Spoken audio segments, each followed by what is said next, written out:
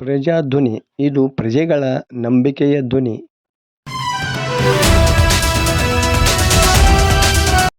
ಭೀಕರ ಅಪಘಾತ, ಶಾಲಾ ಬಸ್ ಸಾರಿಗೆ ಬಸ್ ಮಧ್ಯೆ ಮುಖಾಮುಖಿ ಡಿಕ್ಕಿ, ಶಾಲಾ ಮಕ್ಕಳಿಗೆ ಗಂಭೀರ ಗಾಯ.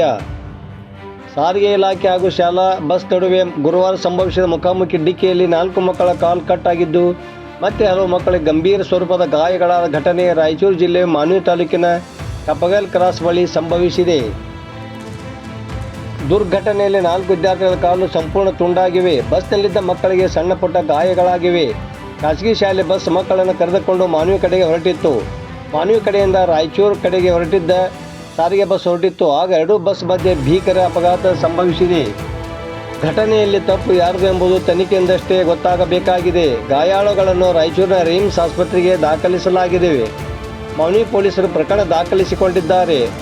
ವಾಹನ ಚಾಲಕರ ನಿರ್ಲಕ್ಷ್ಯಕ್ಕೆ ಅಮಾಯಕ ಮಕ್ಕಳ ಕಾಲುಗಳು ಕಟ್ಟಾಗಿವೆ. ವಾಹನ ಚಾಲಕರು ವಾಹನಗಳನ್ನು ಓಡಿಸುವಾಗ ಎಚ್ಚರಿಕೆಯಿಂದ ಇರಬೇಕಾದ್ದು ಅಗತ್ಯ. ವರದಿ ನಾಗರಾಜ್ ಹಣಗಿ, ಪ್ರಜಾಧ್ವನಿ, ಲಕ್ಷ್ಮೇಶ್ವರ.